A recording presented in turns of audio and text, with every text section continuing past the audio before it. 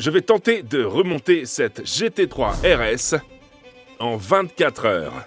21h31 minutes. Il reste 17 heures. Il reste 9 heures. Mais cette Porsche n'est pas à moi. Elle appartient en fait à James. Ça va être intéressant. Airbag complètement gonflé. Ça s'annonce mal.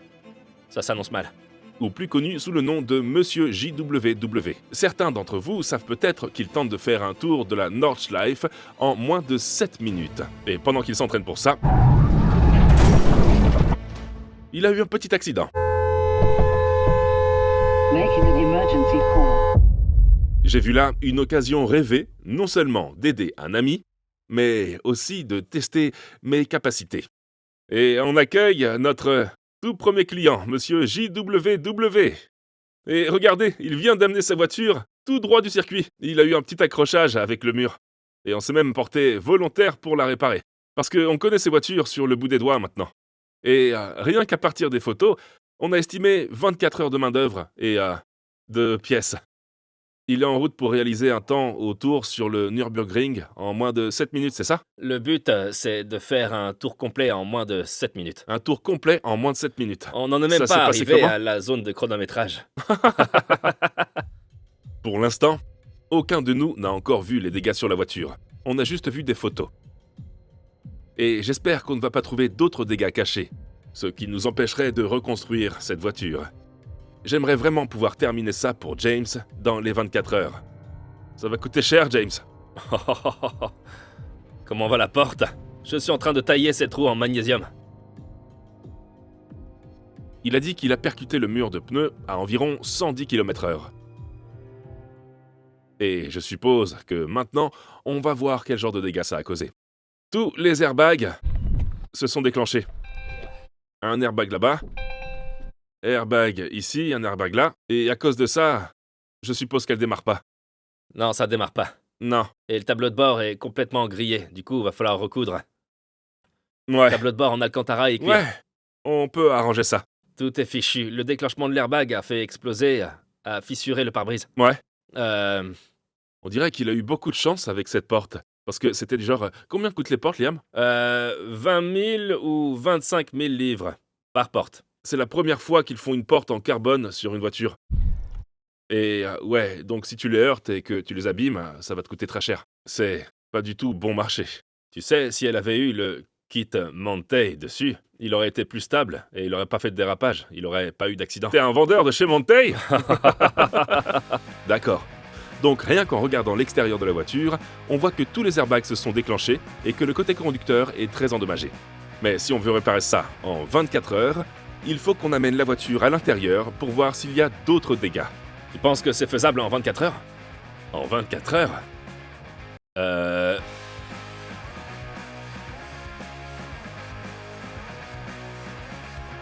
Dès qu'on touche cette voiture, nos 24 heures commencent. Et ce sont 24 heures de travail, et non 24 heures de temps. Donc dès qu'on commence à toucher la voiture, le compte à rebours commence. Est-ce qu'on est prêt? C'est combien à l'heure? J'appuie et je lui dis après. Ouais. 1000 livres l'heure, c'est parti. Avant de commencer à réparer la GT3 RS, on doit savoir exactement ce qui est endommagé pour pouvoir commander les bonnes pièces. Quelle a été ta première pensée quand t'as heurté le mur? Je me suis demandé si j'avais le numéro de mat. On a desserré les écrous de roue du côté endommagé de la voiture. On peut donc maintenant la soulever et inspecter le dessous.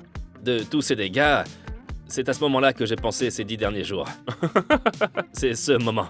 C'est un moment crucial. Ouais, exactement. On espère qu'il n'y aura pas d'autres dégâts. Bon, la céramique n'est pas fissurée. Ouais, c'est pas mal. Voyons voir l'habitacle. Sur la GT3 RS, il y a le système de réduction de la traînée, le DRS. Le plus visible se trouve sur l'aileron arrière, mais en fait, ça améliore aussi l'aérodynamisme au niveau du plancher. Et malheureusement pour James, on dirait que c'est endommagé. Son volet s'est ouvert et refermé. Et tu dis qu'il faut les échanger tous les deux, c'est ça? Non, on a dû acheter les deux parce que les deux sont cassés. Mais ils étaient vraiment chers, vraiment super chers. Mais on dirait que James a eu de la chance là. C'est pas trop mal. Ça partait dans la mauvaise direction. C'est un peu inévitable. Donc malheureusement, les jantes en magnésium, on ne peut pas les réparer comme si on le faisait avec un alliage classique. Et quand elles présentent des fractures, comme celle-ci, elles sont pratiquement hors d'usage. Donc même si elles roulent, c'est fini. Complètement fini pour le magnésium. C'est vrai. Et ces roues coûtent cher. D'occasion, il faut compter environ 16 000 livres. Heureusement, on a une solution à ça plus tard dans la vidéo. Mais en fait, en regardant sous la voiture, elle s'en est bien tirée, car je ne vois rien d'autre qui soit endommagé. Le pied sur le frein. On met le contact. Rien. Ça, c'est à cause du fusible pyro. Le fusible pyrotechnique coupe le courant vers le démarreur. Et la Porsche l'a placé à un endroit vraiment embêtant. On va vous montrer tout de suite, et ça pourrait prendre quelques heures de travail. Ok, mettons-la au point mort. On devrait pouvoir la pousser en avant. Regarde le tableau de bord. Lorsqu'une voiture a un accident et que les airbags se déploient, le CU envoie un signal au fusible pyrotechnique pour couper l'alimentation qui alimente le démarreur pour t'empêcher de redémarrer la voiture. Vous le saviez tous. Et si vous ne le saviez pas, eh bien, c'est le moment idéal pour vous abonner, parce que j'imagine que vous venez d'apprendre quelque chose de nouveau. Tu m'as donné la petite étincelle. C'est quoi ça? Donc notre objectif, c'est d'atteindre ce fusible pyrotechnique. Mais pour y accéder, il faut qu'on retire tout le tableau de bord. Du coup, James s'est mis au boulot et s'affaire à retirer le siège. Et voilà, les deux sont sortis. Donc cet airbag se trouve sous le tableau de bord, là. Cet airbag est déployé. Les deux airbags rideaux sont déployés. Mais pour y arriver, il va falloir démonter tout le tableau de bord et faire réparer ce cuir aussi. Avec un type spécial de colle qu'ils utilisent. C'est pas une colle trop forte, mais quand l'airbag se déploie, si la colle est trop forte, ça ne se soulève pas. Mais quand l'airbag se déclenche, ça soulève et ça casse aussi l'écran. Du coup, ça vous coûte pas seulement un airbag, un tableau de bord, le fusible pyro et tout le reste, ça coûte aussi un pare-brise. C'est pas génial, mais on y travaille. Pour qu'on puisse sortir le tableau de bord, il y a plein de choses à supprimer. Tout le câblage du tableau de bord est raccordé sur le côté des planchers. Donc, ces fiches sont débranchées, je peux alors m'attaquer au démontage de la console centrale. Tony, qu'est-ce que tu fais? J'essaye de dégazer la voiture. Comme on enlève tout le tableau de bord, le boîtier de chauffage va venir avec, et la climatisation passe par ce boîtier de chauffage. Donc avant de le retirer, on doit vider le réservoir d'essence. James, ça fait 1 heure et tout ce qu'on a fait, c'est enlever les sièges. Donc, qu'est-ce que t'en penses? Je suis dégoûté. Ça fait 1000 livres de perdu. C'est 1000 livres l'heure ici. Et t'as enlevé un des sièges. Chaque fois que je regarde ça, j'entends tching dans ma tête. Ouais, littéralement. J'entends pas tic-tac. Je travaille aussi vite que possible, et petit à petit, j'arrive à démonter complètement cette console centrale. Il faut d'abord retirer ça pour pouvoir sortir le tableau de bord. Ah! Le fusible pyro est là derrière. Tout au fond, là-bas. On n'y a pas encore accès. J'essaie juste de désactiver le système radio. Je dois juste enlever ça. Juste comme ça. Et pendant que je faisais ça, mon père a presque vidé tout le gaz de la clim. C'est fini? C'est fini. Il ne reste plus qu'à facturer James pour avoir vidé le réservoir. C'est le prix pour la réparation de ta clim. 3 000 € pour la clim, pour la recharge de la clim. Génial. Super. Bon. Voilà le module de l'airbag. Heureusement, on peut le réinitialiser avec le BD. Et il n'y a pas besoin de l'enlever. Il y a 2 boulons ici pour le tableau de bord. Un là et un là. Ensuite, il y a 2 boulons sur le côté. Un là et un là. Il y a les mêmes boulons de ce côté-là et Liam va dévisser 2 boulons sous le capot. Ça devrait être bon. Et ensuite, on doit démonter la crémaillère de direction et soulever tout ça. Mais avant de nous attaquer à ça, il nous fallait un plan pour la carrosserie. Le carrossier est là. À Allied Automotive, on a besoin de ton avis pour ce panneau arrière. Qu'est-ce que t'en penses? Eh bien, le tien était bien pire. Ouais, le mien était bien pire. Des 2 côtés. Tate ici. C'est toujours le... Ça va coûter une fortune. Ça va être cher, ouais. Ça va être une torture. Tu peux essayer tout ce que tu veux avec celui-là. Ouais. Les perturbations que tu vas provoquer vont changer la donne. Ouais. Tu ferais mieux de le faire réparer. Ouais. Tu penses que tu peux y arriver? Ouais. C'est une bonne nouvelle pour nous tous. Mais qu'en est-il de la porte? Voyons combien ça a vraiment permis d'économiser. C'est dingue! Cette voiture a un film de protection. Oh, c'est dingue! Oh! C'est pas possible que ça ait sauvé le coup! Oh! Oh mon Dieu! Pas possible! C'est comme neuf à l'intérieur. J'arrive pas à y croire. C'est littéralement le cas. Ouais, ça va. J'arrive pas à y croire. C'est pas possible. Et on dirait que le film de protection de la peinture a bien fait son boulot. Toute cette portière est pratiquement intacte. Bon, sortons ce tableau de bord. 2 boulons d'un côté, 2 boulons de l'autre. Et puis mon père et Liam s'affairent à démonter toutes les pièces qu'on doit retirer sous le capot. On commence donc par la barre anti-rapprochement, puis la batterie. Ensuite, ils doivent retirer le support de batterie. Et n'oubliez pas que la voiture ne démarrera pas sans ce support de batterie, parce que le module qui se trouve en dessous, c'est le module d'alimentation en carburant. Les tuyaux de liquide de refroidissement et la clim vont vers le boîtier de chauffage à l'arrière, qui gère tout le chauffage et la climatisation à l'intérieur. Et tout ça va sortir par le tableau de bord, parce que c'est comme ça qu'il faut faire, malheureusement. Si vous me dites qu'il y a une autre solution, vous avez tort. Le tuyau de la clim est débranché. Maintenant, c'est le tuyau d'alimentation en liquide de refroidissement et ce tuyau de retour. J'utilise ces colliers-là.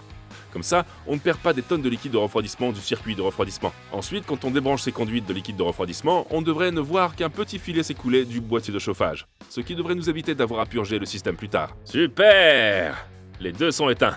Et voilà, le tableau de bord est prêt à sortir. C'est dingue, je vais sortir le tableau de bord de la voiture maintenant. Et vous pouvez voir que tout se soulève d'un seul bloc. C'est complètement lunaire. Il y a tellement de choses qui sortent. Je parie que la vue est superbe. Ouais. Voilà, c'est tout pour le tableau de bord. Ouah, c'est ridicule, mec. Ouais. Waouh! Regarde par ici. Donc, Alors, il est où le pyro? voilà le fusible pyrotechnique. D'accord. Il est là-dedans et c'est ça qui empêche de démarrer la voiture. Ça facilite pas la tâche. Non, pas du tout. D'accord. Voilà. C'est ça? Et tout ce que ça fait, c'est que le courant de la batterie passe par là et permet à tout ce système électrique de s'alimenter. Mais la seule chose vers laquelle il empêche le courant d'aller, c'est ce fil-là qui va directement vers le démarreur. C'est pour ça que ça démarre pas. Donc si on enlève ça et qu'on déplace sur le côté, ça démarrera.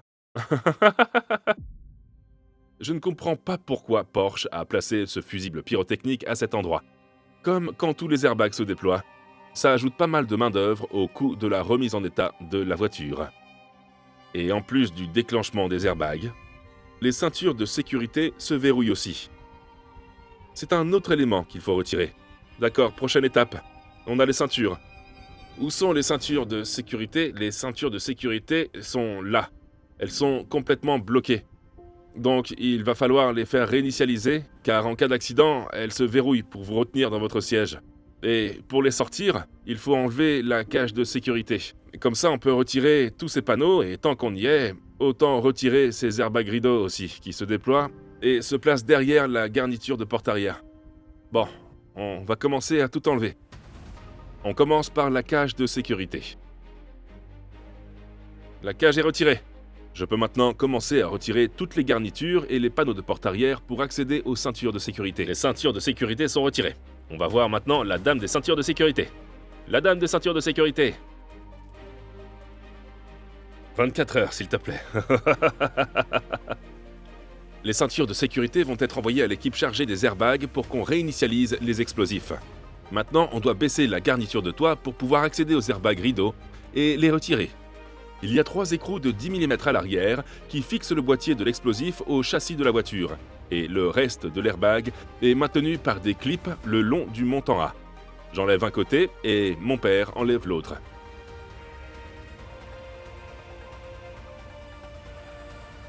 Voilà les airbags et les ceintures de sécurité retirées. Cette voiture est complètement démontée. Ok, ce qu'on va faire, c'est retirer la partie supérieure du tableau de bord. Parce que cette pièce doit être réparée, se cuire sur le tableau de bord pour le recoudre et le réparer. Ensuite, on pourra installer le nouvel airbag par en dessous. Mais ensuite, si on veut avoir une chance d'y arriver en 24 heures, il faut qu'on s'y mette tout de suite. Et quand on l'aura récupéré, toutes les pièces devraient arriver. Comme ça prend 24 heures de travail, on va mettre ça en pause pendant qu'on attend les pièces. Mais, rappelons-nous comment tout a commencé. Et je crois que je m'en souviens. C'est encore frais dans ma mémoire. Allons-y. C'est quelque chose que Porsche ne pourrait pas faire si c'était eux qui réparaient la voiture. Ils devraient remplacer le tableau de bord en entier, ce qui d'une part augmenterait considérablement le coût de la réparation, mais allongerait aussi le temps nécessaire pour la réparer. Parce que chacun de ces tableaux de bord a des surpiqûres personnalisées en fonction des spécifications choisies par le client. Et si vous le cherchez, on n'est pas Porsche. Et on ne va pas gaspiller. On peut en fait remettre ce tableau de bord en état aussi bon et aussi sûr que s'il était neuf, en utilisant la colle d'origine qui maintient le compartiment contenant l'airbag et en reproduisant les coutures d'origine. Mais pour retirer la partie en tissu du tableau de bord, je dois enlever toutes les garnitures qui l'entourent, comme le tableau de bord, les horloges en haut, la boîte à gants en dessous. Tout ça, il faut l'enlever. Et pour être honnête, ça aurait probablement été plus facile à faire à l'intérieur de la voiture, mais on est là maintenant. Enfin, je desserre les boulons qui fixent l'airbag côté passager sous le tableau de bord. Une fois qu'ils sont dévissés, je peux faire glisser l'airbag pour le retirer. Et il y a 3 connecteurs dessus, il faut débrancher tous ces connecteurs. Et enfin, retirer l'airbag. C'est irréparable. Salut! Salut James! Salut! Salut James! Et voilà, la partie en tissu du tableau de bord est maintenant séparée du cadre. Il faut qu'on l'envoie en réparation tout de suite. Il reste 19h40. Prochaine étape, maintenant que le tableau de bord est démonté, il nous reste encore à retirer toutes les pièces endommagées. Le carrossier veut qu'on enlève le pare-choc arrière pour le réparer, et ils veulent accéder au pare-choc arrière en retirant le pare-choc arrière. Donc on va démonter le pare-choc arrière parce que c'est un gros boulot. Et pendant qu'ils s'en occupent, je vais démonter cette aile, retirer le phare et enlever le pare-choc avant. Et avec toutes ces pièces démontées, on devrait pouvoir se faire une bonne idée des pièces dont on a besoin. Ça aussi, ça doit être retiré. Allons-y. Remettons cette voiture sur la rampe à 2 poteaux. Et on commence à retirer le reste des pièces endommagées. Mon père a retiré le diffuseur. Ah, elle est partie. Et maintenant, Liam s'affaire à démonter le pare-choc arrière, pendant que je suis à l'avant en train de m'occuper du pare-choc avant.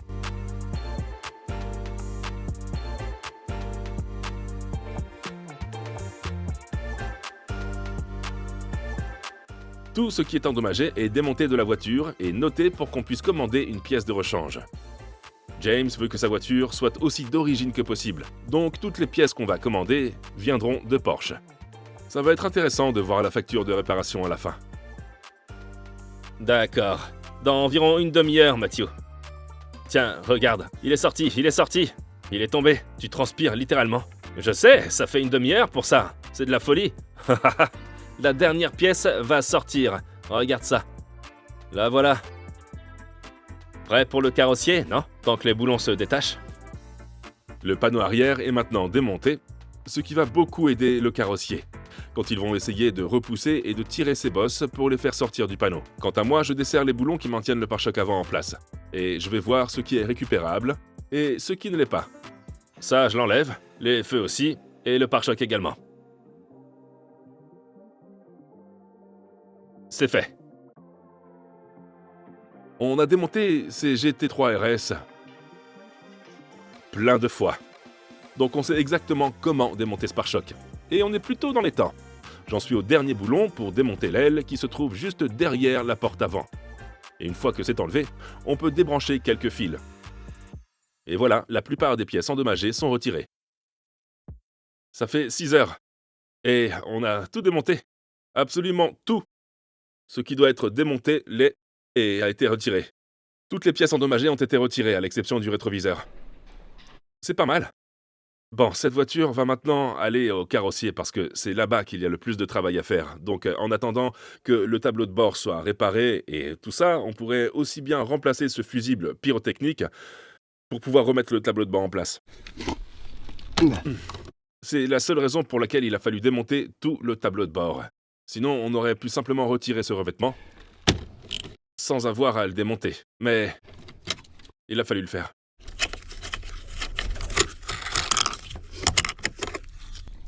On retire celui-là, qui doit être cassé. Et voici le nouveau fusible, 15 livres sur eBay. Avant d'installer le nouveau, je veux m'assurer qu'il n'est pas cassé, parce que si on doit ressortir ce tableau de bord à cause de ça, ce serait un gros problème. D'accord, ça fait donc le lien. On devrait avoir le même son quand on fait ça. Ouais. Bonne nouvelle. C'est encore une chose que Porsche n'aurait pas pu faire s'ils avaient réparé la voiture. Ils ne vendent pas le fusible pyro séparément. Ils auraient dû remplacer tout le tableau électrique, ce qui aurait encore alourdi la facture. Mais avec ce fusible pyrotechnique en place, je pouvais maintenant commencer à remettre le tableau de bord. C'est parti! Je sais déjà que je peux soulever tout le tissu et les airbags pour les mettre dans le tableau de bord sans avoir à retirer tout le cadre. Alors autant remettre le châssis dans la voiture et visser tous les boulons tant que je peux pour être le plus efficace possible. Voici donc à quoi ressemble le tableau de bord sans tous les instruments et le revêtement en cuir. On est en train de rebrancher les conduites de liquide de refroidissement et celles de la clim à l'arrière pour qu'une fois que la voiture nous sera rendue par le carrossier, on n'ait pas à perdre du temps à tout rebrancher. Je dois aussi retirer la garniture de porte du côté droit. Et c'est parce que je dois retirer le rétroviseur endommagé. Une fois les panneaux de porte retirés, je peux accéder au boulon pour le dévisser. Et voilà, le tour est joué. C'est prêt à aller au carrossier. Voilà, c'est parti. En fait, on n'avait pas mis le chronomètre pour le travail du carrossier. Mais je suis sûr qu'ils nous donneront une facture à la fin avec le temps qu'ils ont réellement passé pour réparer toutes les bosses et repeindre la 3RS. Et voilà comment ils ont réparé les bosses. Cette voiture est en grande partie faite en aluminium, un matériau très souple. Les carrossiers ont réussi à le redresser et à le remettre dans sa position d'origine. Mais il faut faire super attention à ne pas trop tirer dessus, car même si l'aluminium est souple, il peut se casser. Mais après avoir passé un bon moment à tirer, pousser et marteler, on arrive enfin à mettre la pièce dans une position où ils peuvent s'en servir. Ensuite, on commence à le poncer pour qu'ils puissent repérer les endroits en relief et ceux en creux. Et après ça, c'est le moment d'appliquer une couche d'après à haut pouvoir couvrant. Et ça a déjà l'air bien mieux. Encore une fois, si Porsche réparait cette voiture, je pense qu'il ne serait probablement pas capable de faire ce genre de réparation. Il vous proposerait peut-être juste un devis pour un quart arrière complet, ce qui encore une fois augmente le coût de la main-d'œuvre et celui des pièces. Avant de passer à la peinture, on doit retirer le pare-brise endommagé et recouvrir la moitié de la voiture qu'on ne veut pas peindre. Et on est prêt à y aller.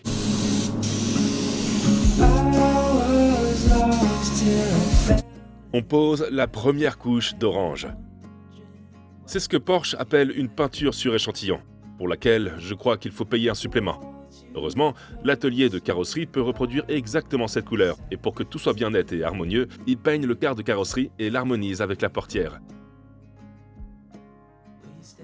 Et on va avoir besoin d'un nouvel aileron avant, et d'un nouveau pare-choc aussi. Donc pratiquement tout le côté droit de la voiture va être peint. Mais ça va vraiment améliorer le rendu final.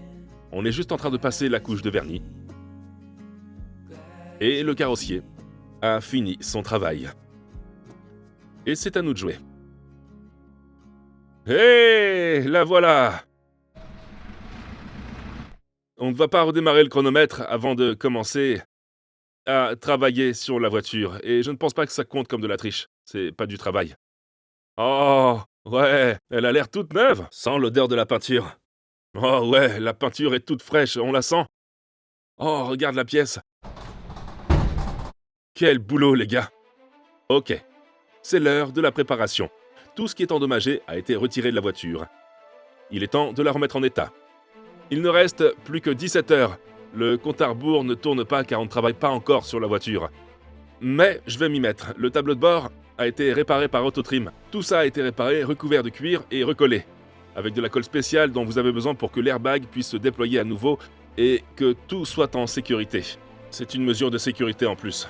Bon, tout est réparé, c'est en bon état et prêt à être remis en place. Et quand on fait ça, il ne nous reste plus qu'à installer l'airbag au bas du tableau de bord. On ne doit pas oublier ça, sinon on aura un airbag juste au niveau du tableau de bord et il n'y aura plus d'airbag dans la voiture. Donc voilà, tous les airbags. Je crois qu'on a un volant, un airbag passager, 2 airbags rideaux. Et ma prochaine étape, je pense que je vais refaire tout l'intérieur juste pour être sûr que cette voiture démarre vraiment. Parce qu'on n'a jamais réussi à la faire démarrer depuis qu'elle est là. Maintenant, on a remplacé le fusible pyro, comme ça on pourra au moins la conduire, la déplacer et ensuite on pourra commencer à construire l'extérieur. Il reste un peu moins de 18 heures. Tout va bien, je trouve qu'on s'en sort plutôt bien. C'est cool. Allez, on enchaîne. Le cadre du tableau de bord est déjà en place, donc il ne reste plus qu'à poser le cuir dessus et à tout boulonner ensemble, en veillant à ce que tous les câbles et les éléments comme les haut-parleurs soient bien acheminés en dessous.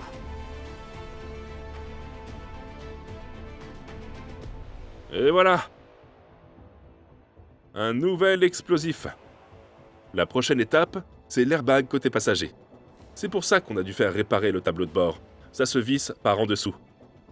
4 boulons qui le fixent à ça et 2 boulons qui le fixent au châssis de la voiture. Ensuite, il y a 3 connecteurs électriques qu'on doit brancher dessus. Après ça, on pourra passer à d'autres éléments, comme les haut-parleurs. C'est un travail qui prend vraiment beaucoup de temps, mais il faut le faire. Tout est intégré à ce tableau de bord, dans un certain ordre. Parfois, vous vous retrouvez à ajuster un élément pour pouvoir le retirer ensuite. Toute la partie supérieure du tableau de bord est en place. Les airbags sont en place, la boîte à gants, on remet le porte-gobelet en place, les grilles sont remises en place. Liam est en train de débrancher le chronomètre de course parce que James voulait l'enlever pour l'instant. Il nous reste encore 7 consoles à remettre en place. Tout est câblé et branché. Il ne reste plus qu'à installer ça là-haut. On visse ça. Il faut mettre toutes les moulures en place. Il y a aussi la colonne de direction. Je dois raccorder tout ça là-dessous. Mais on y est presque. Ensuite, il nous reste encore la console centrale et le reste de l'arrière de cet habitacle. On y est presque, mais ça se fait petit à petit. Avec un peu de chance, on va pouvoir faire le premier démarrage depuis le crash après ça, parce qu'avec un peu de chance, ce fusible pyrotechnique va marcher. Liam et moi, on continue à monter ce tableau de bord. Étape par étape, on y est enfin arrivé. Les ceintures de sécurité sont revenues de l'équipe des airbags.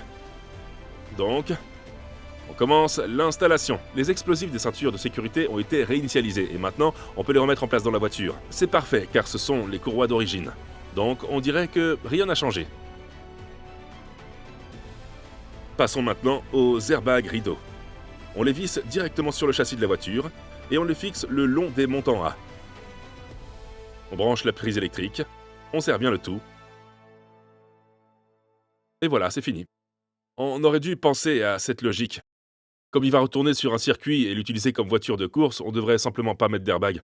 Parce que s'il se déclenche à nouveau, ça va être un cauchemar. On aurait dû faire une pure voiture de circuit. Pas de fusible pyrotechnique, on bypass le fusible pyro, donc s'il se crache à nouveau, ça se déploie pas. Pas d'airbag, une pure voiture de course. Enlève tout ce que tu veux. Tout poids dont il n'avait pas besoin. Donc pas d'airbag, pas de garniture de toit, pas de moquette. Mais ce serait mauvais pour nos affaires. Non, parce qu'on nous facture quand même pour les emmener, on facture même plus cher. Tu sais, j'avais la Superleggera et la SVJ, où ils enlèvent juste plus de trucs et facturent plus cher. Ah ouais, d'accord, on fait ça alors. Ouais, donc t'enlèves tout et tu factures plus cher. Parce qu'on l'a allégé. On est déjà trop avancé pour envisager d'en faire une voiture de course. Il reste 16 heures. Prochaine étape, le nouveau pare-brise. 1500 livres sterling pour un pare-brise tout neuf chez Porsche. La colle est appliquée, maintenant on peut le mettre en place. Et ce n'est pas juste le pare-brise qui est cassé. Les 2 vitres arrière étaient aussi cassées. Et c'est les airbags rideaux qui les ont cassés. Ils ont libéré tellement de force que ça a fait sortir ces vitres latérales. Et ce verre est vraiment fragile. Il est super léger, donc la moindre pression le fait craquer. Du coup, je dois aussi faire super attention quand je les pose. Mais une fois que la vitre arrière est en place, je peux retourner à l'intérieur et commencer à installer les garnitures arrière. Ce qui me laisse maintenant la console centrale à installer. Encore une fois, tout ça ne s'installe que dans un seul sens. Mais comme j'en ai déjà fait quelques-uns, je commence à être assez rapide.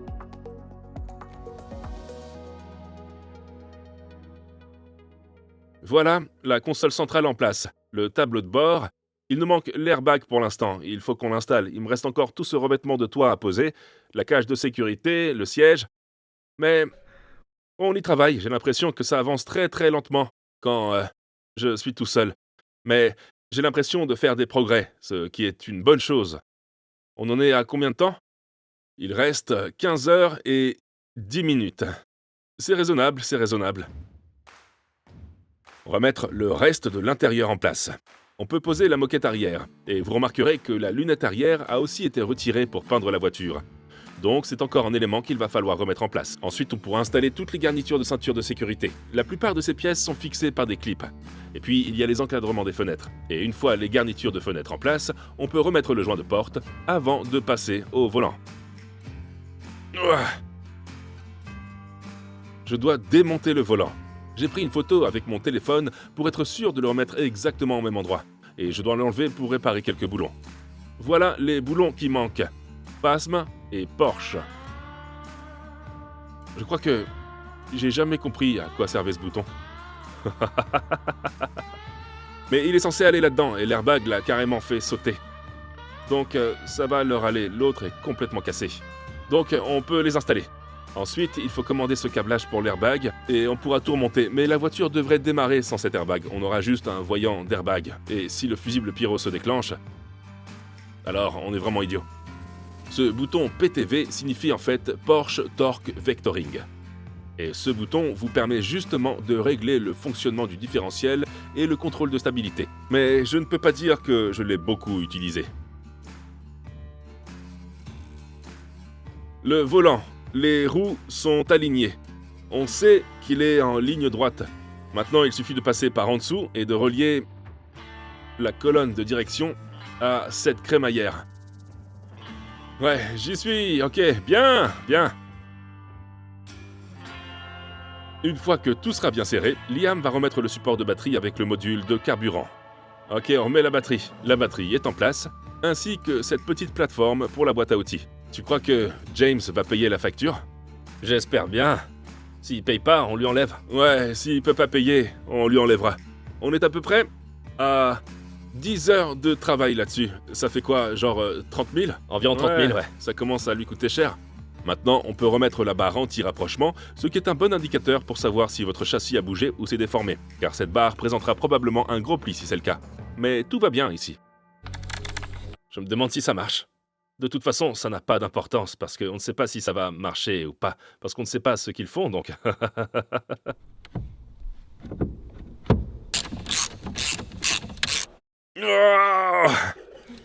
Je veux pas que ça s'enlève.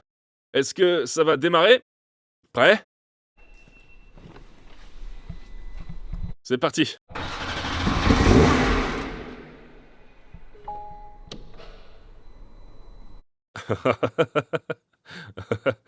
Il y a de l'huile dedans. J'ai jamais entendu une Porsche faire ça avant. Elle est à court d'essence? Ok, c'était rien du tout, c'était rien du tout. Allez, mécanique. Ouais. Ouais. Il y a quelques voyants allumés. Je sais pas pourquoi ça dit erreur de transmission, peut-être pas de marche arrière. Ça m'inquiète parce que tout était branché là-dessous. Du coup, je sais pas si je les ai débranchés ou si j'ai pas fait quelque chose comme il fallait. Je suppose qu'il faut qu'on lise les codes. Le voyant de gestion du moteur s'est allumé, mais je pense que c'est parce que le capteur de température du liquide de refroidissement n'est pas branché. On a un message d'erreur adaptative R. Je pense que c'est le DRS à l'avant. Et c'est tout? Bonne nouvelle. Il reste 14 heures. Passons à la tâche suivante. Son œil de remorquage est en fait enclenché. Il est enclenché dans le filetage, donc si on peut le retirer, ce serait bien. Et on peut tout simplement réutiliser cette barre de protection, car elle est en parfait état. Mais il lui faut un anneau de remorquage pour pouvoir aller sur la piste. Comme ça, on pourra le sortir du gravier s'il crache à nouveau. Ce qui pourrait bien lui arriver. Bon, je vais commencer par retirer la barre de protection pour voir si je peux accéder à l'œillet de remorquage cassé depuis l'autre côté. Et mon père va commencer à reconstruire l'arrière de la voiture. Je n'arrivais pas à y accéder par l'arrière, donc on dirait qu'on va devoir percer. J'ai des vis auto-taraudeuses. Et je vais essayer de visser la vis auto-taraudeuse dedans. Et comme c'est un filetage inversé, quand je tourne ça vers la droite, ça devrait commencer à la faire sortir. Tout ça prend un temps précieux. Mais j'ai réussi à enfoncer la vis auto-taraudeuse dans le crochet de remorquage cassé, et ça ne bougeait qu'un tout petit peu. Pendant ce temps, mon père installait la prise d'air à l'arrière, puis une partie du revêtement de l'arche. On va essayer de tout percer complètement. On dirait que ça sort, les gars. Ouais, on dirait que ça sort. Ouais, vas-y, Liam. Vas-y, Liam. Vas-y, Liam. Oh, regarde ça. Ça a permis à James d'économiser beaucoup d'argent. On lui dit qu'on a mis plus de temps à le faire pour qu'il nous paye la main-d'œuvre. Ouais, on va juste lui dire qu'on va devoir lui facturer et que c'est un nouveau. Ouais, c'est un nouveau. Il y a aussi eu un autre incident avec la vitre arrière. Vous remarquerez peut-être que la vitre arrière est hors service. Quand on l'a envoyée à la peinture, on a voulu retirer la lunette arrière, mais pendant qu'on la retirait, on sait à quel point elles sont fragiles. Il y a une petite fissure. Je n'y arrive pas.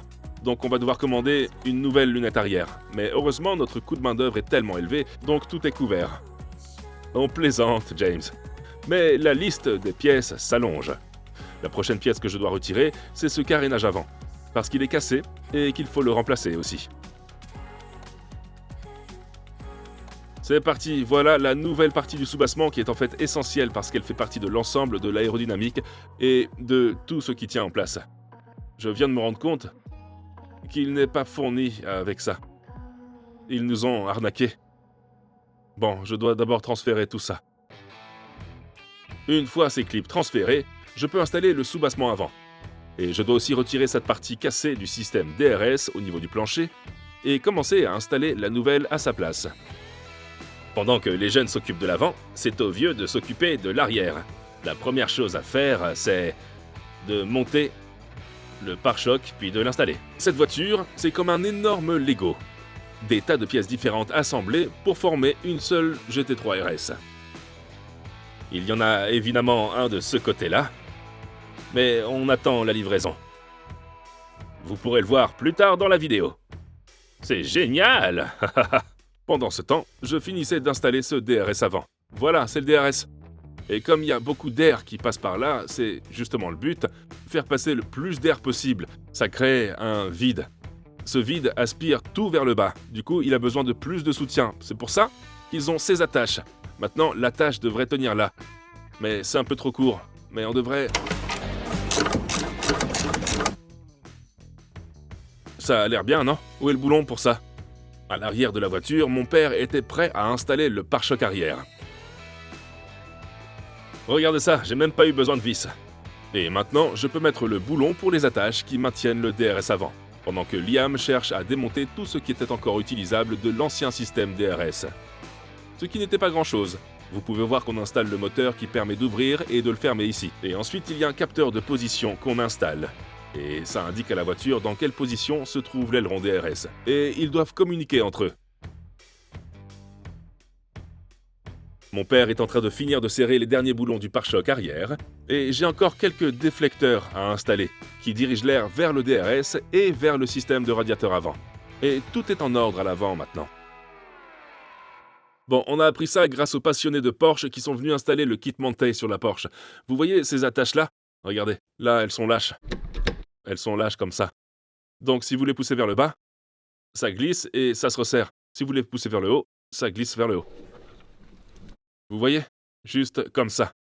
Donc pour obtenir une bonne tension, je le pousse juste un tout petit peu vers le haut. Et puis, je le serre. Et voilà. C'est bien tendu. Comme les autres. Prochaine étape. C'est quoi la prochaine étape? La prochaine étape sont les feux arrière. 2 sur les côtés et un long en forme de boomerang au milieu. Mon père les a glissés en place et les a bien serrés. Ensuite, on peut installer l'aileron arrière. Regarde ça! Et ensuite, c'est à moi de monter cet aileron avant, ou fender si vous êtes américain. Je l'enlève de la voiture, j'y fixe le bouchon du réservoir d'essence et le mécanisme, et en plus de ça, il y a aussi des pièces aérodynamiques qui s'emboîtent et se clipsent en dessous. L'aile est montée et terminée, tous les éléments aérodynamiques sont en place. Voilà une couleur orange sensationnelle, comme une mandarine. Quelle est la différence entre une orange et une mandarine? L'une est grosse et l'autre petite, je crois. Alors, c'est quoi ça? Ni l'une ni l'autre. Liam est en train de mettre les boulons pour l'aile, et bien sûr, le temps continue de s'écouler. Le plus dur dans tout ça, c'est de tout aligner parfaitement. Ça a l'air plutôt bien, je veux juste voir l'autre côté. Ouais, c'est bien, non?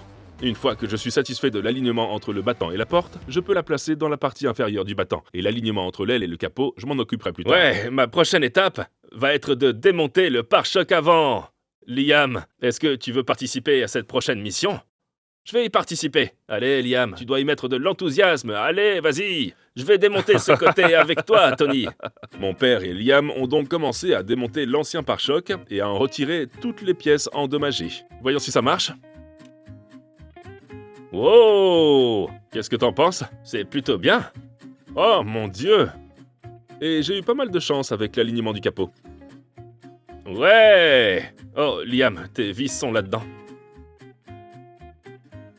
Voilà un phare qui a l'air un peu abîmé. Ces phares ne sont pas les phares matriciels à LED ultra sophistiqués qu'il faudrait commander en option à l'achat. Je ne sais pas exactement quelle est la différence entre les deux, je sais juste qu'ils étaient moins chers. Et vous savez comme sont les fans de Porsche, ils savent que vous avez acheté un phare moins cher, ils diront « Oh regardez, il a des phares bon marché ». Mais heureusement pour James, ces phares sont ceux qui étaient prévus d'origine sur la voiture, et sont moins chers à remplacer. Il me suffit juste de retirer ce module-là qui est la pièce qui alimente le phare. Et on ne devrait pas avoir besoin de coder les phares de la voiture car on utilise la même pièce au xénon ici. Waouh! C'est l'heure du nouveau pare-choc. Regardez ça. Il y a une chose qu'on ne pouvait pas laisser telle quelle, ce pare-choc avant. Mais il y a plein d'autres pièces qui le composent. Donc mon père et Liam s'occupent de ça. Il reste 11 heures en tout. Wouh! Je glisse le nouveau phare en place, je le fixe avec 2 boulons. Je guide le fil là où il doit aller, j'enclenche le connecteur, boum! Et maintenant je croise les doigts pour que tout fonctionne. Ouais! Ça marche! Ouais, C'est bon? ouais. Ouais, mec! Et pendant que je faisais ça, Liam et mon père continuaient à monter ce pare-choc avant. Ils y sont presque. Du coup, j'ai sauté à l'arrière de la voiture, j'ai mis le diffuseur en place, j'ai vissé tous les boulons, et j'ai arrêté pour aujourd'hui. Waouh! Regardez ça! Ça a pris 2 heures de faire ça. Mais c'est bon, prêt à être installé. Il reste 9 heures. C'est parti. Avec un peu de chance, on devrait être sur le point d'arriver à la fin.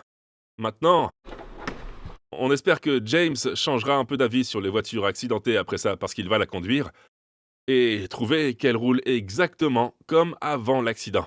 Mais si vous vous méfiez un peu des voitures accidentées, il y a un endroit où vous pouvez aller vérifier si votre voiture a été endommagée ou pas. Juste pour vous assurer que vous n'achetez pas une voiture accidentée. Et ça, c'est Car Vertical. Tout ce que vous avez à faire, c'est d'entrer une plaque d'immatriculation. Ça marche dans plus de 20 pays différents et si votre voiture a déjà été endommagée, si le kilométrage a été falsifié, voire si elle a été volée, ça vous donnera un historique complet de la voiture. T'as déjà fait vérifier ta voiture par Car Vertical? Non, c'est Matt qui l'a fait. Tu peux nous donner une autre info sur Car Vertical? Ils ont des photos. Ou parfois, ils ont des photos des dégâts causés par l'accident sur le véhicule. Ces éléments maintiennent le pare-choc en place. Il faut un peu le glisser si je me souviens bien. Ouais, c'est bon. C'est entré. Le pare-choc a tenu bon. Il ne me reste plus qu'à mettre quelques boulons et le séparateur avant. Et n'oubliez pas, après cette vidéo, si vous n'avez pas encore consulté Car Vertical pour voir ce qu'il en est de votre voiture, eh bien, vous devez le faire. Le lien se trouve dans la description ci-dessous. Vous pouvez cliquer et utiliser mon code promo pour bénéficier d'une réduction sur cette vérification, pour vous assurer que votre voiture n'a pas subi de dommages suite à un accident ou celle que vous vous apprêtez à acheter. On va installer ce séparateur avant. Wouh! Le séparateur avant s'insère simplement dans le pare-choc, puis on le fixe avec des boulons par en dessous. Et une fois le séparateur en place, le pare-choc est terminé. Maintenant, Liam et mon père ont commencé à installer le cache essuie-glace, pendant que je commence à installer toutes les garnitures qui doivent se trouver sous le capot. Heureusement pour James, aucun d'entre eux n'a été endommagé lors de l'accident. Et il se glisse simplement à l'intérieur, puis s'enclenche pour se mettre en place. Passons maintenant au balai d'essuie-glace. On les serre en s'assurant qu'ils sont bien en place. Et voilà, le tour est joué. Ça commence à prendre forme maintenant. On a les nouveaux garde-boue arrière. Devine lequel est le nouveau. Tu as raison. Et j'ai ici la nouvelle garniture d'arceau avant, avec tous les autocollants. On va les garder comme les rapports font avec les casquettes. Toutes les jupes et les déflecteurs sous la voiture sont en plastique. Porsche a apparemment fait ça parce que si vous avez un accident ou si les pièces s'abîment et s'écaillent, ce sont surtout les pièces en plastique qui vont en faire les frais, ce qui permet de limiter les coûts quand vous les remplacez. Même si elles restent quand même assez chères. C'est probablement l'une des raisons pour lesquelles cette réparation a l'air vraiment authentique. Les gens vont se dire que c'est une véritable folie, mais cette réparation aurait coûté près de 200 000 livres sterling chez Porsche. Et l'une des raisons, c'est à cause de ces jantes en magnésium. Celle-ci est endommagée et Porsche ne remplacera pas une seule roue. Vous devez acheter les 4 roues. C'est pareil que si un disque de frein a un éclat. Vous les remplacez tous les 4. Donc c'est en partie ce qui fait grimper la facture de réparation à des sommes faramineuses. Mais heureusement, On a une solution pour cette roue. On espère qu'elle réapparaîtra avant la fin des 24 heures. C'est installé. Boum! Ok, ça a l'air bien, ça a l'air bien. Prochaine étape. Monter ce volant. Et je pense que c'est la raison pour laquelle on a un message d'erreur de transmission qui s'affiche sur le tableau de bord, indiquant qu'il n'y a peut-être pas de marche arrière, je pense. Enfin, j'espère avoir tout branché dans la console centrale. Mais je pense que le problème vient du fait qu'il n'y a pas de câblage ici pour les palettes au volant. C'est peut-être pour ça qu'il y a un message d'erreur de transmission. J'espère que le fait de brancher le câblage que on a maintenant ici va régler tout ça. Je vais tout brancher, mon père va réparer ce rétroviseur parce que certains des clips sont cassés. On a donc un nouveau bras de rétroviseur et tout ça a été remplacé. Bon, on a un rétroviseur neuf et un cache rétroviseur. On continue. C'est parti. Pour l'instant, aucun des boutons du volant ne fonctionne. Et c'est parce qu'il n'y a pas de câblage. Ce câblage se branche sur le ressort d'horloge qui fonctionne un peu comme un gyroscope sur un BMX, puis transmet le courant à tous les boutons du volant. Plus aucun problème de transmission. Problème d'aérodynamique, pneus techniques et un problème d'airbag parce qu'on n'a pas installé l'airbag. Donc ma théorie était juste. Si c'est pas branché, il y a un problème de transmission. Bon, prochaine étape. On branche l'airbag. Ça devrait pouvoir éliminer le défaut de l'airbag. Et ensuite, on devrait brancher le système et régler le problème d'aérodynamique parce qu'il faut le recalibrer vu qu'il y a un nouveau DRS sur le plancher. Et je crois que je sais comment faire ça. Mais mon père est encore en train de monter le rétroviseur, je vais monter ça, c'est parti. Et pendant que mon père démontait un rétroviseur pour installer les nouveaux caches qui n'ont pas de clip cassé, je récupérais l'airbag. Voici l'airbag tout neuf. Et il est livré avec de la mousse rigolote. Une fois la batterie débranchée, j'ai branché l'airbag et il suffit de l'enfoncer dans le volant pour qu'il s'enclenche. Mon père a fini le rétroviseur. Il nous reste environ 6h30. Et je peux glisser le rétroviseur dans la portière. J'ai dû retirer le haut-parleur. Comme ça, il pouvait attraper le câblage du rétroviseur et le tirer vers le bas à travers la portière en veillant à ce qu'il passe autour du lève-vitre. La dernière chose qu'on veut, c'est que quand on remonte la vitre, elle s'accroche au câblage du rétroviseur. Une fois ce dernier branché, j'ai pu visser le boulon qui le fixe à la portière. On va installer le panneau de porte. D'accord, pas de précipitation. Et enfin, on peut ajouter la carte de porte. Il y a 2 fiches dessus. Il y a ensuite le câblage qui ouvre la porte, puis on peut enfoncer la garniture de porte pour la remettre en place, et serrer tous les boulons pour la maintenir en place. Dis-moi si ça marche. Il faut juste qu'on s'assure que la fenêtre est bien alignée maintenant. Il y a plein de place. Très bien. C'est très bien. Il reste 6 heures. On remet la jupe latérale. Elle a quelques éraflures, mais on a décidé de la réutiliser pour réduire les coûts. On va installer ce petit clapet latéral de clignotant. On va l'installer. Il y a un fil qui y va parce qu'il y a le clignotant dedans. Liam doit le faire passer, et je dois trouver un moyen de l'attraper de l'autre côté pour le brancher. Ouais. On a fini par devoir soulever la porte de toute façon, parce qu'il fallait mettre une autre moulure à cet endroit. Prochaine tâche. La vitre arrière. Il n'y a qu'une seule personne assez importante pour faire ça. Et il n'est pas là. Et voilà la nouvelle lunette arrière. On a dû la remplacer parce qu'elle s'est cassée en retirant l'ancienne. Mon père doit passer une couche d'après sur le pare-brise et la carrosserie de la voiture. Et une fois l'après en place, il pourra leur appliquer la colle. On peut maintenant soulever la lunette, qui est super légère et vraiment fragile. Il faut faire très attention avec. On la fait glisser pour la mettre en place, on met du ruban adhésif pour la maintenir. Il reste 4h52. Maintenant, on peut poser les moulures finales à l'arrière de la voiture. Ce sont les caches pour le remplissage du liquide de refroidissement et celui de l'huile. Et je peux aller à l'intérieur de la voiture pour brancher les connexions du chauffage de la lunette arrière. Une fois qu'elles sont en place, je peux commencer à remettre toutes les garnitures à l'intérieur. C'est en place. Ensuite, c'est la cage de sécurité. On peut maintenant remettre la cage de sécurité en fibre de carbone. 4 boulons à l'arrière pour la maintenir en place. Puis 4 boulons à l'avant. La cage de sécurité. Avec la cage de sécurité en place, je peux maintenant soulever le siège côté passager, brancher les connexions électriques en bas et faire pareil avec le siège côté conducteur. Il reste 3h48. C'est pas mal. Regardez ça. Tous les sièges sont installés. Ah. Super. C'est vraiment bien. Le seul voyant allumé sur le tableau de bord, c'est celui de l'aérodynamique. Vous pouvez le voir là-bas. Et ça, c'est parce que on a installé le nouveau DRS en bas. Et j'espère que ça marche. Donc, la panne concerne le volet aérodynamique du moteur droit, pas la référence. Donc l'aileron arrière, un message d'avertissement sur le tableau de bord est demandé. Maintenant, je dois trouver comment j'ai fait ça sur la mienne. Référencement des volets aérodynamiques. Bon, donc, on va régler nos volets. Prêt? Ça a marché?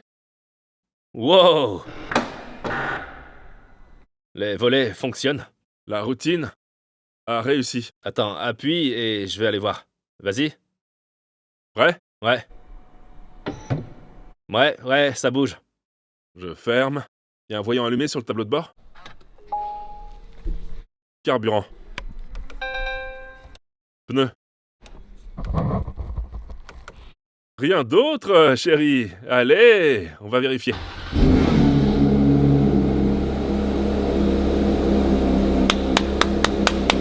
Ouais, regarde ça. Y a plus rien du tout. C'est tout ce qu'on a. Il faut du carburant et aussi regonfler les pneus. Et on est sur le point de régler l'un de ces problèmes. Ces roues sont fichues. 2 de moins. Y a rien à faire pour elles. À moins 2 d'entre elles, en tout cas. Regarde ça. Oh là là. Il sait qu'elles sont de cette couleur? Non. Il le sait pas? Non. Il les veut de cette couleur? Il les voulait de la même couleur que celle d'origine, mais on a pris la décision.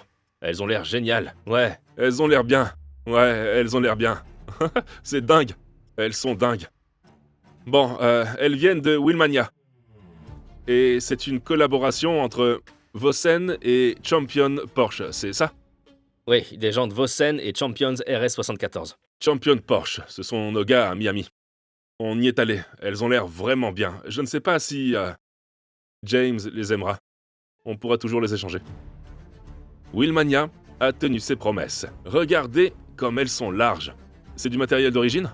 13 x 21 à l'arrière et 10 x 20 à l'avant. C'est comme d'origine. Donc c'est d'origine. Elles ont juste l'air plus cool. Ces jantes vont donner un peu de peps à la GT3 RS de James. Et il n'y a qu'un seul endroit où on pouvait les trouver. Willmania, bien sûr.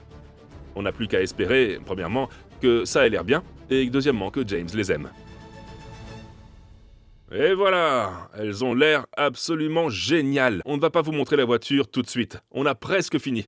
Mais si vous vous procurez des roues chez Willmania, un immense merci aussi à Champion Porsche et Vossen pour ces jantes, et pour avoir mis James en contact avec eux. Car cette voiture a vraiment un look d'enfer maintenant. Vous pouvez aller chercher des jantes en cliquant sur le lien dans la description chez Willmania.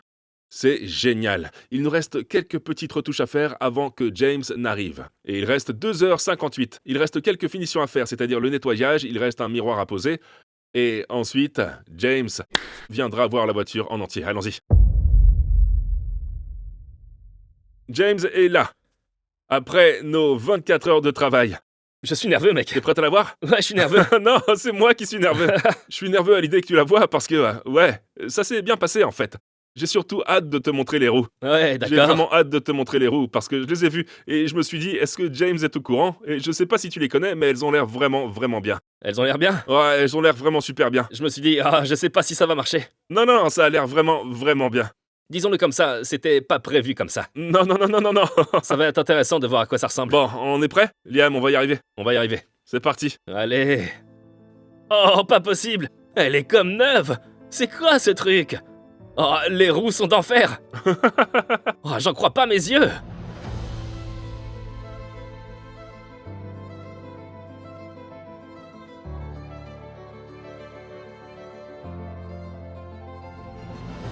Quelle transformation cette GT3 RS a subi en si peu de temps. Ce que certains auraient déclaré comme une perte totale, on lui a donné une nouvelle vie. Mec, j'arrive pas à croire que t'aies réussi. C'est complètement dingue. Ça a C'est l'air génial, dingue. non? Ah ouais, c'est super. Donc on n'a pas mis l'autocollant GT3 RS sur le côté, parce que de ce côté-là, elle est par-dessus un film de protection. Donc celui qui a posé le film protecteur a dû l'enlever poser le film, puis en mettre un nouveau. Elle est complètement neuve. Oh mon Dieu, Elle est neuve. on dirait vraiment qu'elle est toute neuve. C'est ridicule. C'est vraiment n'importe quoi. C'est dingue, non? Oh ouais. Ouais, les clés sont à l'intérieur. La dernière fois que j'étais là, je sortais l'autre partie du tableau de bord de la voiture en me disant c'est pas possible. Ouais, Je me disais qu'il y avait aucune chance que ça se remonte. ouais, Vraiment, je pensais pas que ça pouvait être réparé. ouais, elle a l'air vraiment bien. Incroyable. Bon, on a la liste des pièces sur mon téléphone. Les pièces, y compris la carrosserie, la réparation du tableau de bord et la remorque revient Tu à... penses que ça va coûter combien 70. Les pièces, Ouais. 43 Oh 061,09 livres sterling. Ça inclut aussi la TVA. Et il nous reste encore 2 heures et 56 minutes. Alors, on est prêt à faire une remise. Donc, ce serait... je sais pas trop. Quoi Mais on est content de savoir qu'on a des potes et des amis de la famille. Donc, on est prêt à faire une remise sur le prix total de 43 061 livres sterling. Ouais. Ouais, 09. En 24 heures, on a réussi à reconstruire une voiture cette fois-ci. Abonnez-vous à la chaîne de James parce qu'il est sur le point de la conduire, on l'espère. Merci beaucoup d'avoir regardé cette vidéo. Si vous l'avez appréciée, abonnez-vous et donnez-moi un like et je vous donne rendez-vous dans la prochaine vidéo. Peace out. Le miroir. On va mettre ça comme Attends. ça. Je sais qui pourrait l'installer. Non. Non. like a drug that